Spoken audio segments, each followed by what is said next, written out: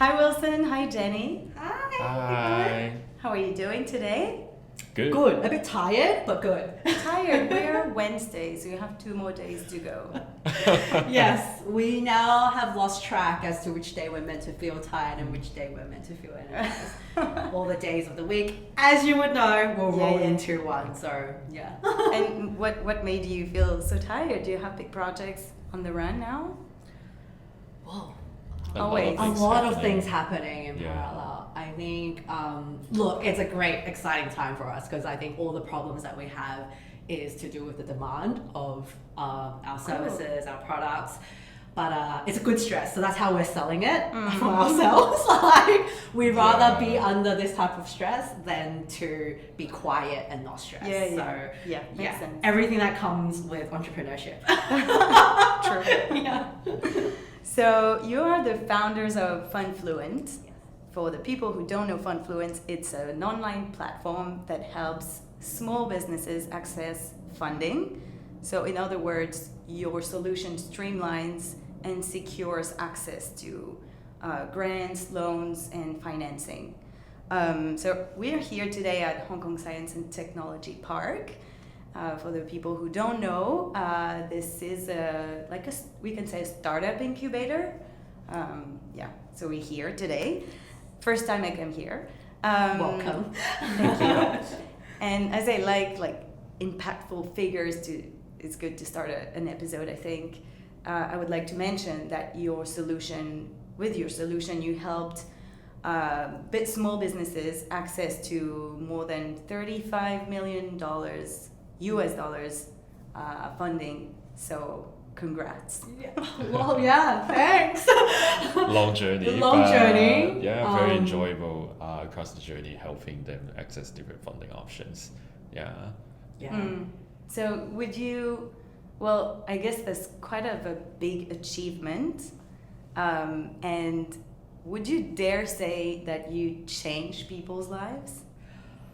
Well, it's a big statement. Yeah, it's a big statement, but I we would do think, help a lot of startups or business owner who starts the business first time change the way they look at their business model and how they manage their day-to-day documents, data, so that maybe in 2-3 years time they can be kind of more flexible and more organized in getting these funding options on our platform. Yeah, you're being humble. So too humble? I actually think you change people's lives on the daily, right? So I see it all the time when you pick up that call where a client basically calls you almost like therapy. Absolutely. So yes, aside from accessing funding, which is what we're all about, I think we're part of the journey of building someone's dream, right? These entrepreneurs, just like ourselves, this is a dream for us. And just like them, that's a dream for them. So you can imagine how personal that is. And so you said it in a very practical way. Yes, very practical. But also I notice when our customers call us, not just us, but our team now, when I listen into those conversations, it turns into a little bit like therapy. And when I think about therapy, it is much more personal than just another platform or another digital interface that people use the services through. So I would say the changing lives component, that definitely does come in. Let's not be humble. It's okay, I'll always balance him out. That's how we complementary. Lives, okay? This is what we do. Collectively, we always change people's lives. So do you. Well, I hope. Is your life changing right now, people listening to that? Let us know at the end of the episode. Way more to come. So I like the what you just said, like the therapy vibe that you're getting. Is there I guess there's a lot of businesses and small business owners that you helped and you're still helping. Is there one story that is memorable to you for some reason more than the others? There's so many. I think some of the early stage when we were still starting out. Or maybe a founder that was you had a connection, or you know, I guess there's one special story maybe that stands out from, even if I guess they're all interesting. Yeah. So there I would say, so the ideal case that, not ideal case, the perfect example would be someone who had just an idea, who didn't even know how to run a business. So we start from ideation with them and then tell them, hey, this idea is good, this idea is perfect, and maybe this is how you should shape the business model, and here are the funding options that you can consider starting from day one. And then when you start running the business with, for example, the help from Cyberport or the help from the Science Park, and then that's when you start operating the business. And then the second year, we help you throughout the funding journey and then start to using the government grants or the business loan provided by the banks. So we are just being part of the journey, and we mix and match different things for them. And it's not like something like a one solution for all. So we always have like a weekly catch up, and then say, hey, how's your business? So we know their business model, we know their story, and we know where they're going to for the next few years. And then that's where our funding, not a service, is more like an experience that we embed into their day-to-day business life. So I just had a lunch with one of the client that stays with us for 3 years. Now he's our neighbor. Yes, we sit right next to him almost. We just had lunch, and he just told me, hey, how he did in China, how he did in European markets, and if there's anything they can do more than just the current business. So the case is more like they have the first business, and then they found that, this path works for their first business. And then they start to think about, hey, what about I split out some of the business into a second startup and still work with FundFluent, and FundFluent can you still plan the journey for me? So it's pretty not like a standard case. It's always like very case by case, but every case is just very unique. Personally thinking, I like that story because that client was a very early adopter of us. Super early. That was way before the product itself.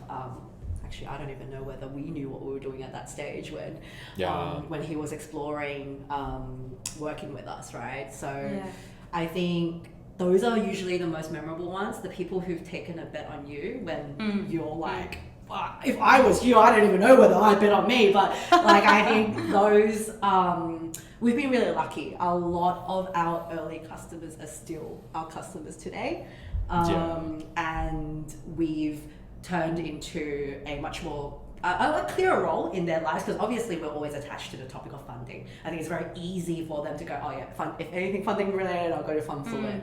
But it's not only about, from what you said, it's also kind of advisory, and you need also to know, like, to be convinced that it's a good idea, that it's a good business, that it's sustainable. Otherwise, what's the point of helping them access funding if you don't really think it's a good business idea? But how do you know when it's a good business idea or not? I mean, I guess it's experience also, but how do you know that? Sometimes do you instantly know? No, not always instantly, but I think instantly in terms of, is the person or the founder or the small business owner themselves is genuinely, and we'll probably touch towards this at the end as well, are they genuinely obsessed with solving this problem? I think that level of genuine, like how obsessed are they, as well as how clear are they in terms of wanting to solve for the problem. You know what, solution, that kind of can be malleable over time. You can look at different ways that, okay, this doesn't work, you try, iterate. We take a very similar approach. But the problem space itself, the clarity on the problem that you're really trying to solve for, your ability to articulate that, not just to us, but to the people around you, whether that's investors, stakeholders, customers. I think that is usually one of the biggest indicators, like for very early stage businesses. Yeah, it's always about the founders, the personality, and the perseverance they're having. So that's the early stage indicator. But definitely for the later stage, it's always about the financial numbers, business model, the ratios, the cash flow. That's much more practical. That's more practical, but I think, fundamentally, it's still a lot about the founder's personality. Whether they are very serious about the business, whether they intend to kind of give up very easily. We can always sense it. But the hardest part is how we kind of make this type of framework available, programmatically kind of available on our platform. So someone else can still understand the business owner or understand the business through the solution we're building. Because it's not quite scalable. So the business model that we're building now with just us two, it's just not scalable. We can trust our spider senses, but how do you use technology to have that same spider sense, right? So if tomorrow I wanted to get funding, could you help me for my podcast, for example? For this podcast. I think we will understand. Actually, this is something you don't believe in what I do. No, you have to tell me how much you believe what you do. That's true. Actually, you know what you said is very, very true, because many business owners can be like, no, I know, they know their product service is good, blah blah blah, and they sometimes some of them would take negative feedback. It's not really negative, it's more helpful. And they would take it badly, but actually you're true. It's not people that should be that's good. You should be praising for your business and be are you convinced that now it's a good idea? It's not about the people, it's about yourself. So I love this answer. I think that was the essence of when we gather that vibe from founders or from business owners, is exactly that. It's a mix of conviction and you preach for your. It's a very similar thing, but obviously there's the more practical side of really understanding the eligibility of your business, where it's at, the revenue, or your predict on what pathway are you on to monetize your business, and what are the early green shoots to show towards that revenue generating or generation ability and your growth rate. Those are the very practical. I always point to practical tools because I equate practicality to plus obviously the intent, the softer side, right? I think a lot of the things which are really hard, and what Wilson was talking about, the really hard stuff to programmatically understand, the grit that a founder has. The ability to take in the negative feedback and go, no, I still believe 100% what I'm going to do, despite the whole world says no, I'm still going to do it. That's very hard to measure versus you being able to show that week on week your podcast is growing in subscribership. Month on month you're being given deals or sponsored deals. Those are dollar figures, or at least there's a you can predict what's coming down the line, and the momentum, the traction, that goes into determining the eligibility for different types of funding programs, whether that's government grants or whether that is leveraging your revenue stream for more capital. Are they steps and a process? Is it a long process? Are they fees or hidden fees or whatever? Because your target is small business owners, so it's not super big entrepreneurs, they know everything, they saw everything. It's small business owner, normal people who took risk, a big risk. Or it's a family business or whatever, but they might not have all the knowledge and the jargon, and they might feel little bit lost, so they have to trust you, and because when you're a business owner, you need to make decisions every day, and you base that on your experience, your knowledge, your own biases. So how do you help them navigate this and along the process? And is it long, and how does it work?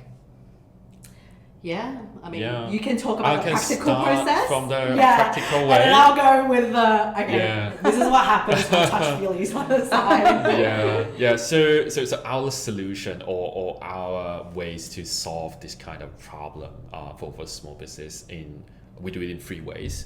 One is we start from collect the right information.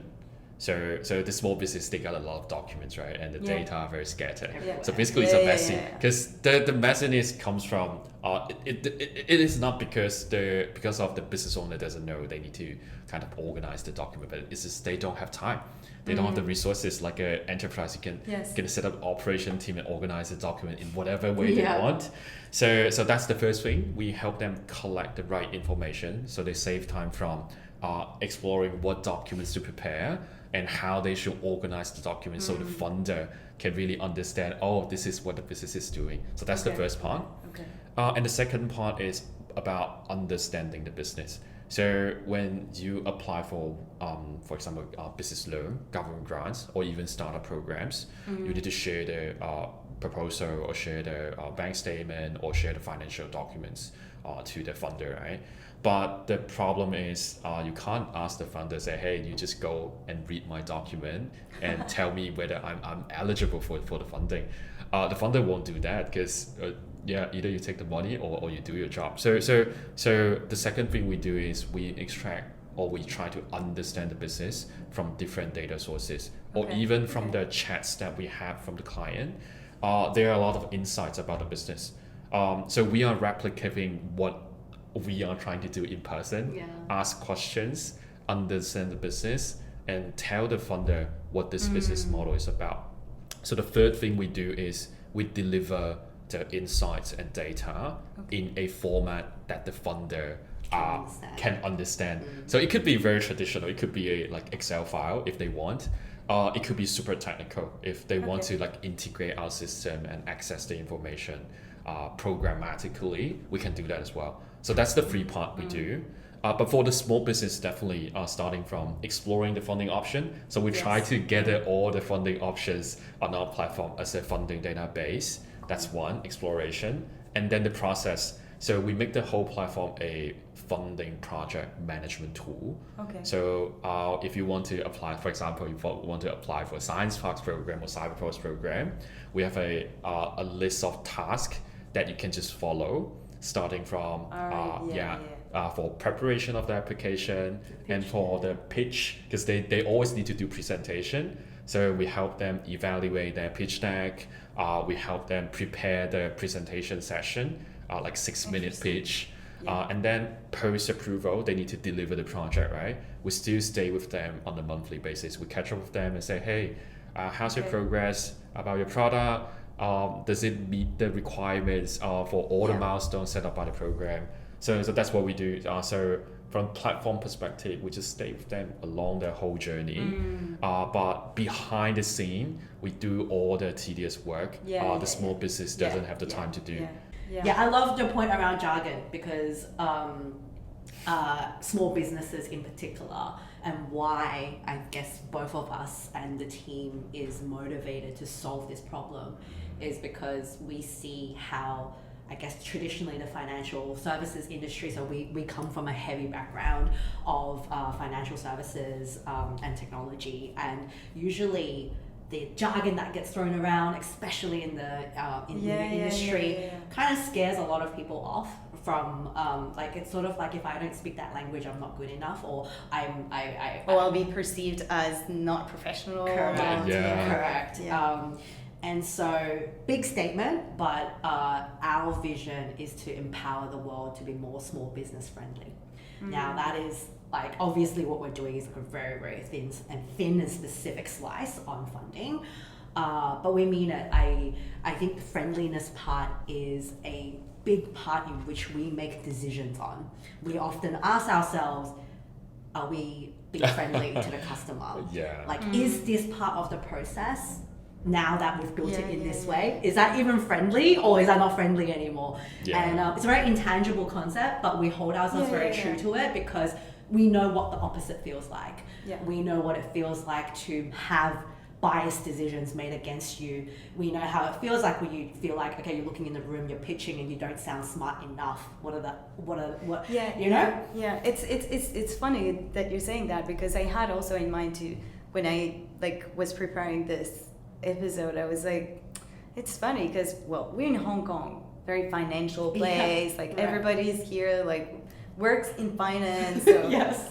what do you do in finance? Not 6'5", unfortunately. I don't have blue eyes. and even conversations sometimes at bars, like my husband, he's in finance, and also his friends in finance, and then they talk about things, and you're like, wow, such jargon, and they speak French, you know, so I understand French. So it's my native language, and I don't even understand. I'm like, what? Yeah. What are you saying?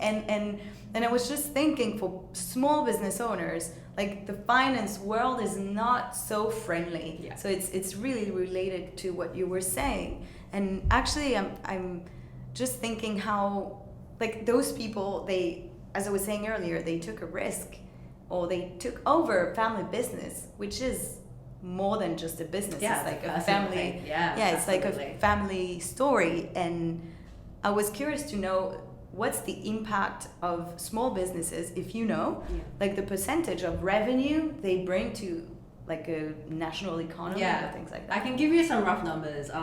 I think overall, because we're quite APAC focused, I would say in this region, and actually globally, so small businesses are 98% of businesses across the region.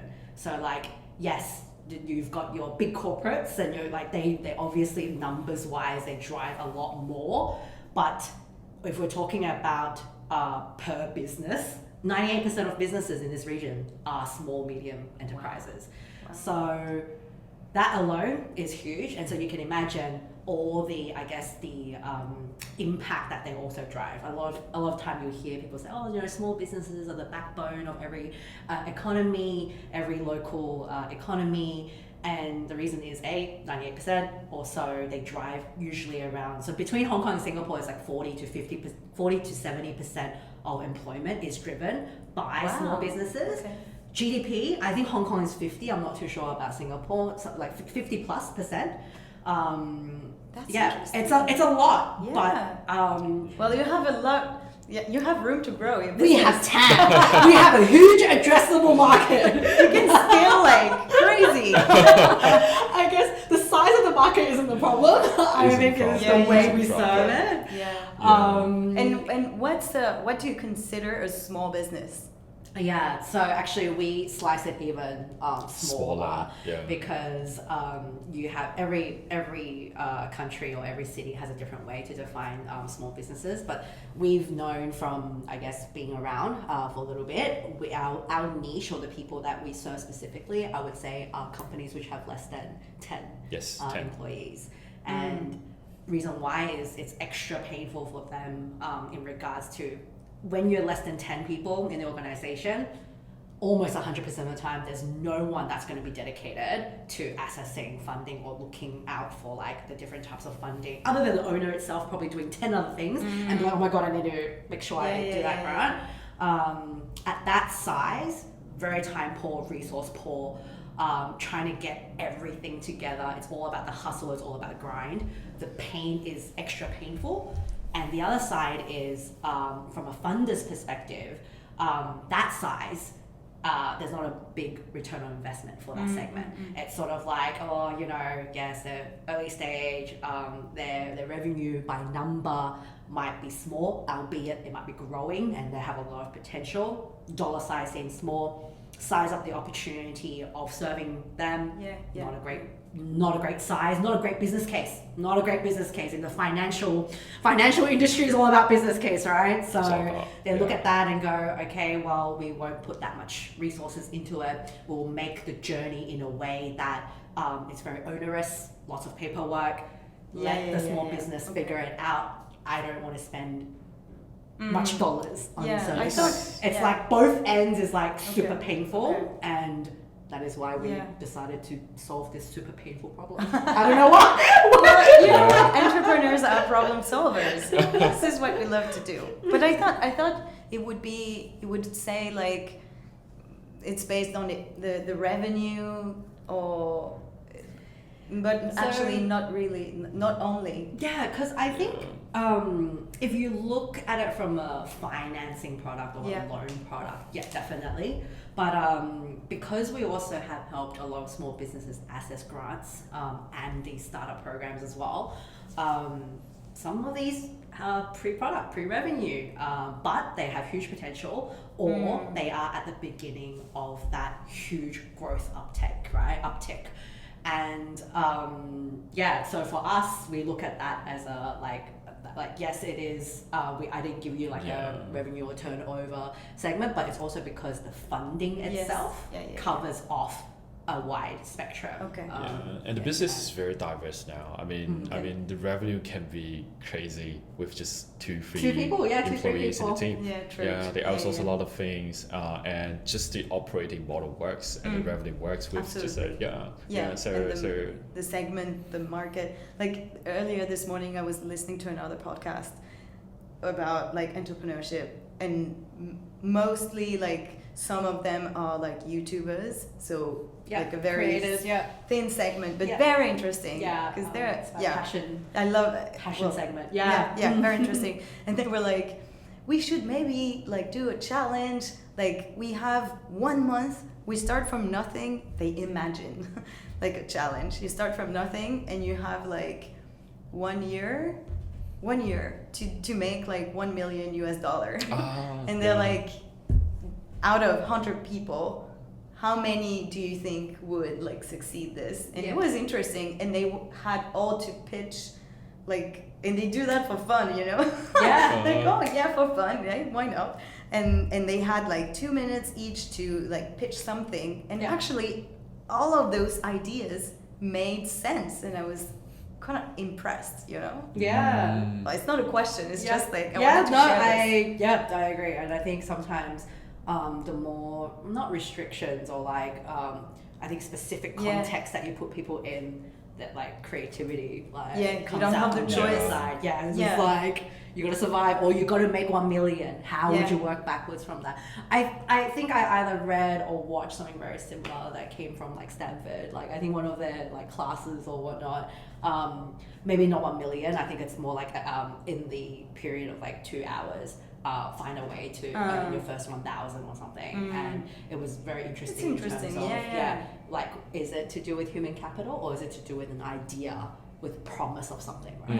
And the scale up is always the latter and not the former. Don't tie it to like a physical laborers. That's always you're capped. You're capped at 20. I mean, humans. Like I mean, let's not say we work 24 hours a day, but let's say we work like 12. 18 hours a day. You can't scale the time. Exactly. Because for this challenge, also one requirement that they shouldn't work more than 2 or 3 hours per day. And then they were like answering, and then one guy added one more requirement. He said, if you don't succeed, all your family dies, so you really have to do it. And I was like, oh my god, the stress. And then now I feel less stressed. And then we're gonna be okay. He said, without this, do you think the number of people who would succeed would be different? Probably. We laugh about that now, but I feel like, because we often talk about this. We talked about this before. Our parents. Our parents. So we laugh about this where we're like, even if we, touch wood, we won't fail, but like, we're gonna make it just fine. We're gonna be amazing. We're incredible. We're gonna get it. But like, I think all of us are at a point in our careers before this entrepreneurship pathway. There is a plan B, which is not a bad plan B. Whereas I think I can definitely say for my parents, and I would say for yours as well, there was no plan B. And they've gone through a pretty tough life. And basically bet. So both our parents are entrepreneurs. I don't know whether it's a DNA thing or like my dad. Maybe. My dad too. See, oh my gosh, we're validating this theory. I think it's a DNA thing. He's ran his business in Hong Kong for the last 30-something years, and from like a small business to what I would say like a medium size. And I think growing up, I never really appreciated how hard that is up until it's hard. Up until us. And they don't have a career to fall back onto. No. Especially when you have kids. Yeah, exactly. You have no choice. I know. Yeah. Poor dad, he had 2 girls to like. He either make it or make it. Thanks, Dad. Thank you. Thanks, Dad. before, like changing topic, but what could be the most common reason for a small business not to get funding? So Wilson talked a bit about the documents and the data being scattered everywhere. We often use the analogy around your house. Cleaning. Yeah, like keeping your house clean. So it's sort of like you guys are past the state, but let's say I go on a date and I'm ready to, bring a person home, and obviously my date will judge me by Sure. like I think this is a woman thing. Oh, I know. Oh, okay. I don't we can think talk men- about this after the podcast. Yeah, okay. Yeah. Because I do this. Yeah, because you can see. I see the bathroom, I'm like, oh shit. Oh yeah, bathroom's very. But would yes. a man do that?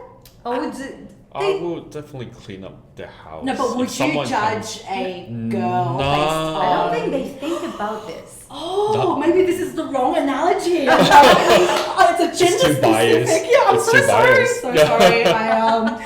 But generally speaking, let's say your parents, or like you're trying to impress your other half's parents, maybe. Yeah, Like, yeah, as sure. a couple, Okay, as a okay, unit, okay. the parents, right? I think, a lot of it is like, okay, well, have you had a system or like a systematic way to upkeep your house? So, if you do it just the night before, you're going to be spending hours. Like if you've lived your life a mess, and even to find a cup to get water for your potential in-laws, that's a nightmare, right? So we often use this analogy because it's the housekeeping, it's the regular housekeeping. Yeah. And when you don't do it, or when it will be very hard for you to actually gather all the components that you need to basically tell your story in a way which a funder can really understand what you've been doing, what you're doing now, and what you're trying to do. I think it's not just about a moment in time. It's also like, okay, well, what have you been doing, and what do you actually need the funding for? It's like a vision And usually that's a trip up, because whenever the moment in time, let's say you're applying for a specific funding and all of a sudden you need to get your house ready, get your documents or get your data ready. If the effort is super high to get there, it's usually the biggest preventer to make progress. It's just like, you haven't washed the bathroom for like a year. Like, I mean, I don't know if those stains are going to cut out. Sure. But Other than documents, definitely the business itself, it has to, at least not too bad, so that you can get the support from because the banks, so take business loan for example, they really only look at their cash flow, they look at the financials. If it doesn't work, then it doesn't work. But for the government grants or the startup programs, so government grants is pretty straightforward. They look at the record to see whether you do your bookkeeping like in an organized way. You keep the track record and you show your business is really operating, especially contributing to local economy. So if it's a business like a shell company, they normally just don't support that type of company because it doesn't really help the local economy to hire more local people, etc. For startup, I would say it's more about the idea and how you pitch basically how you tell the story. If you're telling a story in a very like slack way, you're selling a dream. But also you have to show the practical part of how you're gonna scale the business. So they're a dream there, but they're also part of the practicality there to say, hey, you can give me money. Now the business is not making any profits, but at some point of time it will work because the business model is just so scalable. So that's for startup. That's a bet, but that's a bet. Okay. So from that end, I would say Hong Kong is very generous for startups, not just compared to like Singapore or some other countries in the APAC. Globally, the program here is very generous already. Well, listeners, keep that in mind. Because we did some research. Because we've been trying to research and find out new funding options for the startups and small business, and eventually found out Hong Kong is really a very generous place, and it's really easy to run a business here. And so we've been talking about getting access to small businesses, like to funding. But what about you guys? Like, I was curious to know, well, two things actually. Like, one, do you consider getting funding maybe? Yeah. Secondly, do you also have, like, how do you make money? Yeah. Like, literally, how do you make money? Because Yeah. this is also what we, of course, we're all passionate about what we do, but we also obviously. need to make money. Good. And do you have like objectives or turnover objectives or things like that?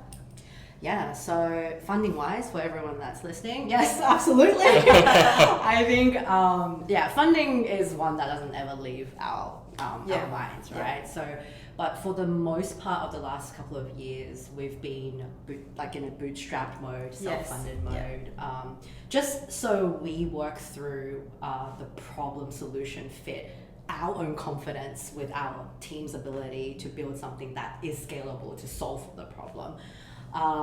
We have we've had a bit of an external investment come in, just a very small round, but we're revenue generating right now. So for us, it's about how do we obviously with the revenue that's coming in, how do we serve that in a much more sustainable and scalable way? So how your question about the revenue model is basically one that hits my heart right now because I challenged her a lot on the pricing model yesterday. Yes. Yeah, so she didn't sleep well yesterday just because of this. I slept 2 hours actually. No, because I think at the end of the day, I think something that we hold very close to our hearts is we don't ever want to be in a position that we're pricing small businesses out of our services. So on one hand, when we make bold statements like we want to empower the world to be small business friendly, and we always want to find a way when the world says no, that there will be a way to just work towards a yes. And so on one hand there's that, and then on the other hand is we need to survive to be able to build something that helps other people survive, right? Sure. So it's like we're for profit, but we're also impact driven, and so for profit, for purpose, and it's the pricing model fitting under that is always going to be a well debated topic. It's sort of like what is a fair value what's a fair price to charge. So right now we have a subscription model, tiered subscription model, and because we're positioning ourselves as almost like the fractional person on your team that looks after all the tedious tasks that surrounds funding, so there is a subscription model that follows where depending on what type of funding and how many funding you want to work for in parallel in one go, there's just different tiers to that. We've gone through a bit of that, but in the future, the technology that we're building, so whilst we're building this platform for small businesses to use directly, we're actually building a lot of the underlying technology to make basically the funding to flow through like better throughout the whole ecosystem. Now that is less a small business paying proposition, it is more the funding or the ecosystem paid solution. That's where the key monetization will kick in, but we're at a stage where we need to charge for the value that we provide so that we can survive to make it happen. And maybe if I were using your service, I would be like, this is an investment, what I pay you. Sure, yeah. It's not like something you just spend.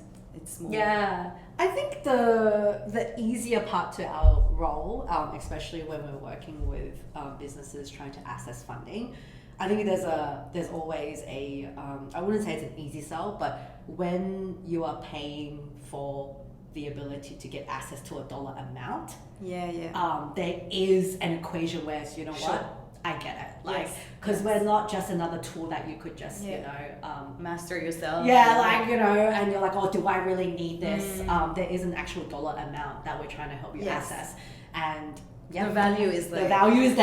And that's what we hold ourselves very accountable towards to help them get, albeit that some of the timelines in which some of these funding gets like there's a time period between applying to actually money in the bank, and how do you plan for that? That's obviously part of our proposition, but the dollar amount is clear, right? Yeah. So in general, well, I think even if a business wouldn't get the funding, at least this would still be an investment, I think, in my own perspective, because they would have learned something, like either stop your business, it's not a good idea, or maybe like reshape it differently, rethink it, like, you know. So I don't think it's like money that is lost. Yeah. You know. Great. What a great customer. Well, it's not because you're here. They're not paying me. They're not paying me. We need more of this type of customer. Totally. We love ideal this profile. type of customer. Yes. Yes. Your average person might be a bit more of a critique. But we do have a lot of customers who are not just looking for funding. Yeah. They look for our business experience. It is very true. So nice. when they touch on funding, there must be something they want to do behind the funding, right? Yeah. So it could be marketing, it could be business development, sometimes it could be technology development. And no, we just share our knowledge and experience and say not value as service, it's just for free. We just like to share. And so your solution is like, there's a tech part of what you do. It's a platform, it's online. And when we had a call like the other day, you told me that you're like really tech oriented or something like that. I think it was you were like, technology, I think it really helps improve our lives, which I think I agree with that. Yeah. So of course you apply this belief in your company. Yeah, right. But I had a question, like, it's a bit off topic, but how do you apply this belief in your personal life? Yeah. Like, is your home like a lab? Oh my gosh, good question. It's a very good question. I'm pretty sure I'm the only one on the team that walks home and goes, okay, Google, turn on the AC. Do you have a robot at home? I think in Hong Kong, no. Because actually my apartment in Hong Kong is just like, you walk in. I mean, there's not much to automate. I can turn on the light. It's okay. Like, whereas I do split my time in Sydney, which my dear mother lives in a lovely 4-bedroom, 2-story house. Wow. Playground for a lot of technology to happen. Okay. And actually, I really love this question because, a bit of a sidetrack away from my business persona. I love my family, especially my mother, and I think one of the things which I've constantly reflected on, especially more recently, is our parents are aging. Yeah. And in our day-to-day lives, we use technology in the context of funding, in the context of helping small businesses. But I also see, if maybe in another life, and maybe if I have the luxury one day, I also think technology has a huge role to play when you're dealing with an aging population or people who are trying to look after their aging family members. Definitely. The reason why when I hear this question is because recently back in Sydney, I installed basically a whole Google has not paid me, but I basically installed a whole Google solution for security monitoring. So I have the doorbell, I have cameras throughout the house. I run automation just so I know where my mum is, what she's doing. I'm not like following her in a creepy way, but she has mobility issues. So if she takes a fall, that's quite serious. Oh, nice. And I also set up automation at home where she basically every morning all she has to say is good morning, like, okay Google, good morning, and it basically runs a automation pattern. I get a message on my phone from a if this then that type of recipe, and it just goes good morning from mum, so I know she's up and about. And sometimes I dial into the interface, the hub, and I kind of dial in with my face and hey morning, like, you know. And same as good night, there's also a good night automation. The reason why I bring this up is actually, let me relate it back to what we're doing and what I see as a trajectory of our lives with technology, in particular AI. Because I think there's a lot of changes that are going to happen in regards to these tedious, boring tasks are going to be taken away from all of us. Awesome companies like ourselves will look at how to use AI to basically take away all the low value tasks. All the stuff that you don't want to do, let's take that away. We don't want to do it either. Let's get an AI agent to do that. Like, let's not compete with their role. I think in that world, we will crave human connectedness even more. And I think there is a role to play where technology actually then allows us to have that human connectedness at all time.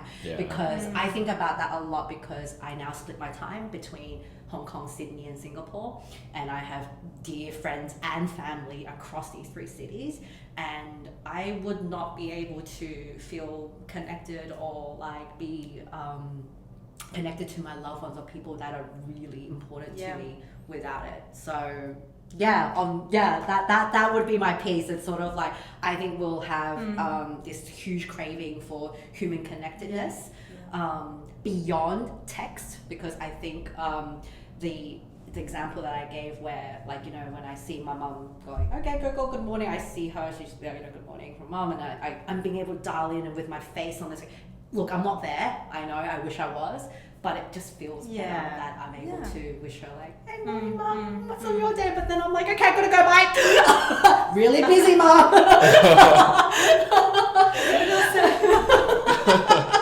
I pick and choose. Exactly.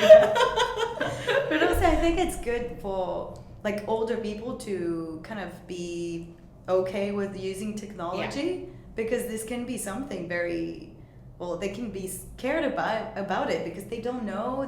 You know, it's not like it's also a generation thing. So I think it's well, I think that's why I ended up with it being a voice command. I'm so glad I asked the question. So if any home automation questions, feel free. She builds robots at night for fun. She did. It's my pastime. Okay, well, to wrap up, I have two more questions. It's more like asking for pieces of advice. So for the two of you, maybe it'll be a different answer.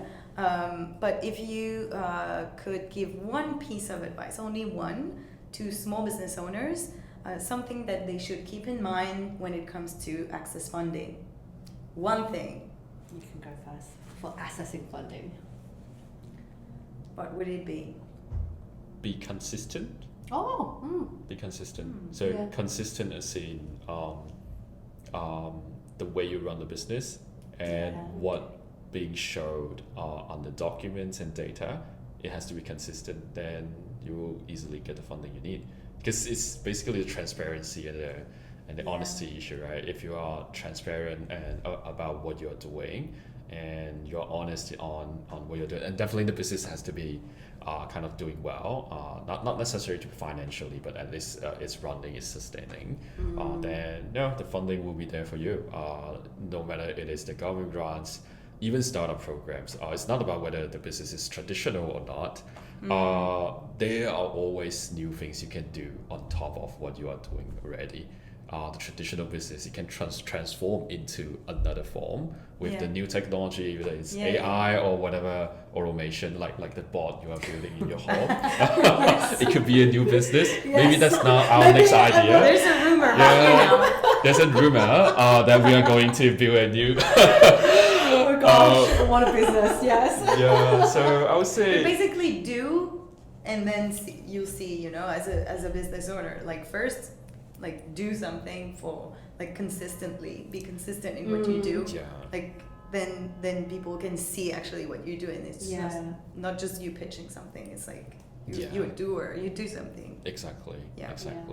What about you? I think my attached to yours is I'm too practical. Use so no. Actually, mine's even more practical because I know what a showstopper.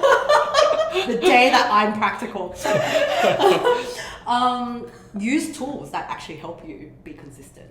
So I think we talked about this, especially to a community for like early stage entrepreneurs, where choose your tool stack wisely in a way which allows you to do it with ease or happiness, right? Like maybe not happiness. You probably will never be happy using Xero, but like, as in at least like, you know, it's less onerous, as in the interface is nice. Like it's Xero is good. Xero is nice, yeah. Like It's as good, in, it's good. no one likes to do account. Well, maybe some people do. I don't.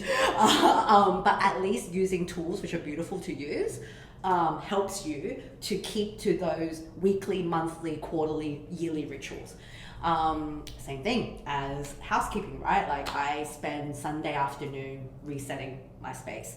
I don't leave it, like it's my weekly ritual. It just allows me to enjoy my space a lot better. Same thing as your company, right? Use your cloud accounting services like Xero, like QuickBooks. Use like if you have a payment gateway, how do these integrate with one another? How do you reconcile in a much more automated way? I think it's really hard if you go down a route of you haven't really thought through the tool stack. You've gone down just a lot of different ways of managing this, being not consistent. It's going to be really painful when comes the time, hey, where's in your, long run where, when you where's your look stuff? back Like, and then it's not there, then you spend another year just to get the thing more organized or at least up to the standard from the funder's perspective. We always have some cases like this. They run a good business, they have everything, but when they look back they just miss maybe a one or two of the things. Then they need to wait for another 6 months to 1 year just to get back to get it eligible. Consistent. Beautiful tools. Beautiful. Just beautiful tools. Beautiful. So that's and be consistent. Be consistent. And now this brings us to the last question, which is also about advice, but more like with your entrepreneur's hat, like not about funding, but more about all the entrepreneurs listening, watching us. Like, what would be a lesson that you would like to share with them? Should I? My mind's quite bold. Really bold. You have many things in mind, right? I have one. But you have really, only one. I have just one. Like, so the question was like, if I was imagining that everyone here is an entrepreneur or thinking to be an entrepreneur, my advice or my statement would be, don't do it. Oh my gosh, yes. I had someone who told me that. But if you must do it, if every single muscle fiber of your body goes, I need to do it, it's like it's me or no one, like it has to be me. So don't do it, but if you must, don't do it alone. I think when I say alone, I don't mean it to be like, if you're just a single business owner, it's not going to work. You have to have a support system. So I'm very lucky to have an amazing co-founder, which I definitely rely on and crash on, and I just go through highs and lows, and I'm able to have a co-founder to the business that actually allows us to offset each other out, good on bad days. And some people that might be an investor or an advisor or a incredibly supportive husband, incredibly supportive wife. I think it is, entrepreneurship is so often glorified or glamorized. It's a lonely path, I think. So lonely. It's like an introspection, so you need to... So if you must do it, don't do it alone. Make sure that you have that one person that is across every single emotion, every single thing that you have. So that's my one. Well, this is, I really agree with that, because I started the podcast. Well, I also have a marketing agency alone, and I have this podcast that I started alone, and now I have a business partner. Wow, such a relief to just, well, it's not that I work less, but it's just that mentally everything is not falling on your shoulders Yeah. only, and it feels so good. Yeah, I know. Oh, I'm crying out. Yes. No, really. Yeah, no, really. I think it brings a lot of comfort that there's someone else that has your back. And I think sometimes when you're just doing that alone, like that self-talk, sometimes it's just not enough. Like, and just not enough. Yes, So, true. yeah, don't do it alone. If you must, don't do it alone. Yeah. That's What my- about That's a you, good Wilson? one. That's a good one. So She stole you, the one. Yeah, I was advice going you to had in say mind. the same thing. I'll just have a good partner, a perfect partner. So, I would say just be true to yourself if you're a founder. Yeah. As in, just don't do something that you don't believe in, and don't solve a problem or don't propose a solution that you don't like behave into the same methodology. So for me, it's just no. I'm very like transparent in what I love to do, and I do want to help small businesses. Because my mom runs a really small shop in Taiwan, and then it's been 40 years and used that shop to sustain the whole family. So I've been seeing how this business going up and down, and no, I try to help my mom as well, but it just doesn't work. She loves the ways she's been following for 40 years. So Don't every change time her. I have some comments about her business, she said, no, leave it here. I run the business for 40 years, and now I found that she really got some insights on how she sees the market. She always tell me, hey, next season is gonna be tough, and it really gets tough. Yeah. So Wow. the They have financial really gets good business instincts. very good sense of the Yeah. business and the market. So but she loves what she do. Same for me. I would say just be true to yourself and believe in what you are doing, and it will work ultimately. I think. Yeah. As long as you are delivering. You don't know well, when, but it will be there. Yes. It will Yeah. be there. I Yeah. like that. Yeah. Well, thank you. Thank you for Thank having you us. so Thank you, much. Wilson. It was very Yeah. insightful, very funny as well. We had, I had a good time. I hope you did too. Good. We did. do, Yeah. we do. Thank you for having Yeah. us, and I Thank hope you. these And are- if you want, where should we redirect people? To your website, FundFluent. FundFluent.io. So fund, FUND, fluent, so be fluent in funding. Yeah. .io. You can Cool. find us on Instagram as well. You can find us on Instagram. It's very different type of content. Very it is different. Us. The proposition there is very different. Yeah, it's just Yeah. comedic relief. So if you Okay. found me funny today, make sure you check out our IG. Yeah. Thank you guys. Thank Thank you you. so much. Thank you so Thank you. much. Bye. Bye bye.